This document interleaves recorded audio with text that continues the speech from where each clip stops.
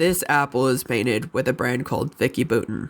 This is a brand I found at Walmart for like 15 bucks. The watercolor brush that's included with this is pretty bad. I do not recommend using it if you buy this set. They're not very water soluble, which means they're not going to melt as well as a high quality brand would. They also don't really mix very well. In order to pick up all that glitter, the watercolor is thick. When you use your brush, you tend to either have too much or not enough, and there's not an in-between. Unfortunately, I don't think Vicki Boutin watercolor is good for amateurs. If you're not used to watercolors, then you would have a lot of trouble with this one. But when you do get a handle on how much water you want on your brush and you use it, you can make some really cool effects. Even the lighter colors will lay on pretty opaque, which I think is a neat effect. I didn't want to use my nice brush for these because the watercolor is so thick. I was afraid it would hurt my art material, so use it at your own risk. For me, I decided to use a cheaper but still very effective brush that I like. They were better to use than I remember, and I had a good time with them. I actually like how this apple turned out.